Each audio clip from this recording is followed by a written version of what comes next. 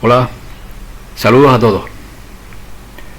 La sociedad actual está basada en cimientos fabricados por las mentes de individuos como Charles Darwin, Thomas Malthus y Adam Smith.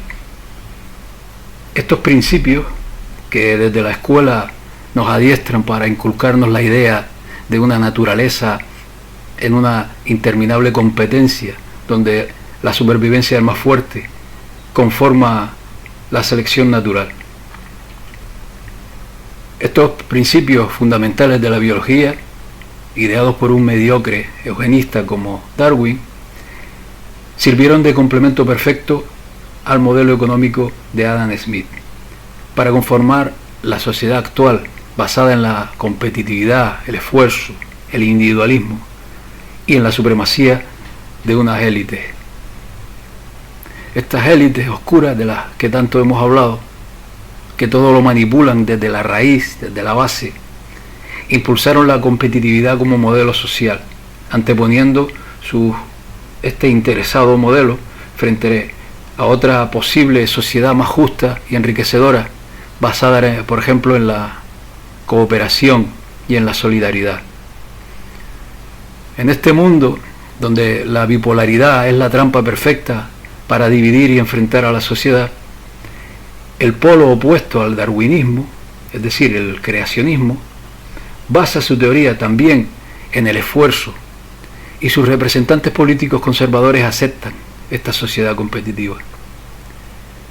Para llevar a cabo la era industrial, moldearon un modelo de cultura basado en el esfuerzo, que en la práctica es por propia definición excluyente, porque por sí solo selecciona a un reducido número de sujetos, creando así capas sociales, en general, sin igualdad de oportunidades.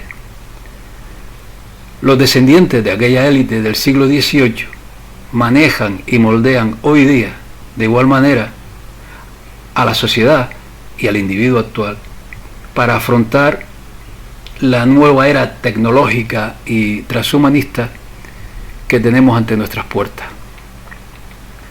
Adam Smith es considerado el padre del capitalismo. Sus teorías alegan que los individuos más aptos copan lo más alto de la sociedad de mercado, la cual se autorregula con la competitividad y con la selección natural. Uno de sus principales argumentos era que la búsqueda del interés propio individual tenía el efecto de avanzar en el bien común.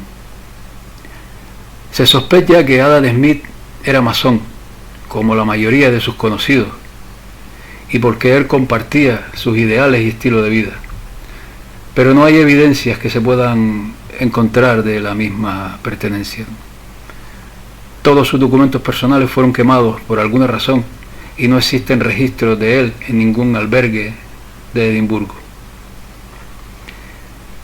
Thomas Malthus, economista de la Compañía Británica de las Indias Orientales, que como dijimos fue creada por la nobleza negra para preparar esta revolución industrial, esta compañía británica que fue el germen de la masonería y de una clase social en Gran Bretaña. Malthus era discípulo de Adam Smith. Fue un teólogo que proclamaba la eugenesia, porque al estar los más aptos en lo alto de la sociedad, sobraban muchos pobres considerados por este individuo desechos de la sociedad y seres inferiores. Esta idea malthusiana fue ampliamente promovida por la masonería de la época. Decía Malthus, entre otras lindezas, que todos los niños que nacen más allá de lo que sería necesario para mantener la población a un nivel deseado, deben perecer necesariamente. El jesuita Giovanni Botero tiene la notable pero dudosa distinción de ser el primer malthusiano, el primer quejumbroso amargado por los supuestos males del crecimiento de la población. Este jesuita, en su obra titulada De la causa de la grandeza de las ciudades, expuso casi toda la tesis del famoso ensayo de Malthus sobre la población 2 siglos más tarde. Charles Darwin, un teólogo anglicano de familia muy rica, que no era científico, basa su visión del mundo en Malthus, en Thomas Malthus, que por otra parte, como decíamos, era discípulo de Adam Smith. Su teoría de la evolución de las especies viaja en paralelo con la idea económica de Adam Smith, al entender la evolución como una competitividad donde sobreviven los más fuertes y mejor adaptados. Para él, los ricos lo eran por genética, por superioridad, y por tanto eran los más adaptados. Darwin pensaba que los negros eran el intermedio entre el gorila y el hombre, que la mujer era inferior porque tenía intuición y porque imitaba al igual que los indígenas, o que a los pobres y obreros se les debe ejecutar o enviar a la cárcel. Decía, entre otras muchas lindezas, que los ricos por derecho de progenitura pueden, de generación en generación, elegir a las mujeres más hermosas. Un primo de Darwin, Sir Francis Galton, fundó el movimiento genésico. Dalton le atribuye a Darwin su inspiración para el movimiento genésico. Este Galton promovió la idea del sacrificio de los no aptos de la población humana. Otro de los primos hermanos de Darwin, Sir John Lubbock, banquero, biólogo, miembro del Parlamento, extendió las ideas de Darwin al estudio de las instituciones sociales y los bienes de la familia. Lubbock decía que los derechos de propiedad heredables eran la forma más elevada de la evolución social, que la sociedad ha evolucionado gradualmente a través de etapas y que la tasa de evolución en estas etapas fue diferente para cada raza. Hay una conexión entre Darwin y la economía. Por ejemplo, en 1825, Darwin se matriculó en la Universidad de Edimburgo, donde estudió las obras de pensadores como Hume, Gibbon y Adam Smith. Más tarde, Darwin revisó estas obras, viéndolas idóneas para la nueva teoría que estaba desarrollando. Tanto es así que los eruditos de Darwin están en buena medida de acuerdo en que modeló su teoría de la selección natural después de leer a Adam Smith. Y como prueba, veamos estas dos simples descripciones, una de Adam Smith y otra de Darwin. Decía Adam Smith en su obra La riqueza de las naciones, de 1776, que cada individuo se está esforzando continuamente para encontrar el empleo más ventajoso para cualquier capital que pueda comandar. Decía, en general, de hecho, ni pretende promover el interés público, ni sabe cuánto lo está promoviendo. Se propone solo su propio beneficio, y está en esto, como en otros muchos casos, conducido por una mano invisible para promover un fin que no formaba parte de su intención. Por su parte, Charles Darwin, en su obra sobre el origen de las especies, de 1859, afirmaba que se puede decir que la selección natural es cada día y cada hora escudriñando en todo el mundo todas las variaciones, incluso las más leves, rechazando lo que es malo, preservando y sumando todo lo que es bueno, silenciosa e insensiblemente trabajadora, siempre y donde quiera que se presente la oportunidad en la mejora de cada ser orgánico en relación con sus condiciones de vida orgánicas e inorgánicas. Esto decían estos dos sujetos.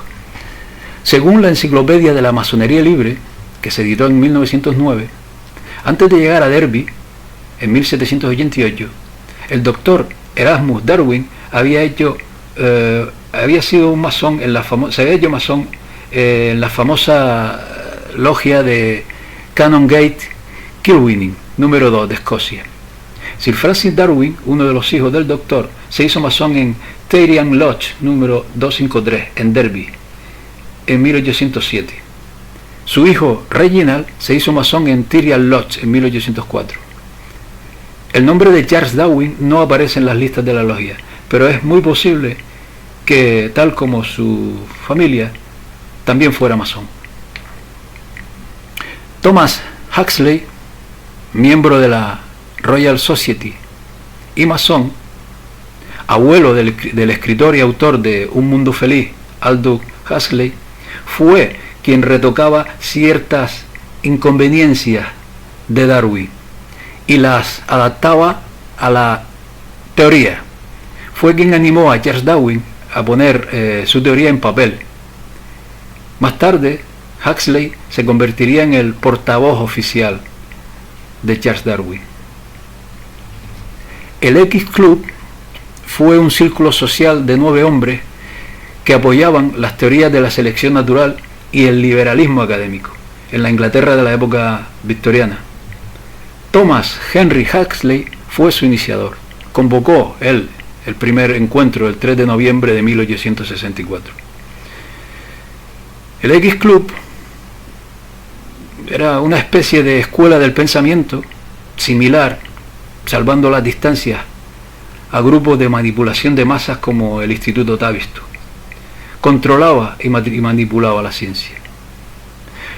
Los miembros del club eran George Baske, Edward Frankland, Thomas Archer Hertz, Joseph Dalton Hooker, Thomas Henry Huxley, John Lubbock, que lo mencionamos antes, Herbert Spencer, William Spottiswoode y John Tyndall. Decir también que fundaciones como las de Rockefeller, fundaciones como Carnegie, impulsaron la teoría de la evolución de Darwin como modelo a seguir hasta nuestros días. El daño que estas sociedades de poder han hecho al espíritu y a la esencia del ser humano lo considero incalculable. Moldear el pensamiento imponiendo falsas teorías para convertirnos en seres depredadores de nuestros propios semejantes y de la naturaleza de este hermoso planeta, cuyo fin primordial es competir para sobrevivir, en sintonía con una teoría darwinista de similares postulados, es uno de los mayores engaños de la historia, perpetrado por élites de poder inmersos en sociedades secretas que controlan el sistema capitalista que hoy estamos sufriendo en su máximo apogeo, y yo añado que a punto de fenecer. Nos han estafado con un modelo económico y nos han estafado con un modelo científico, porque se basan en una visión interesada y manipulada de la vida para adaptarla a los intereses de la élite. Ya es hora de despertar.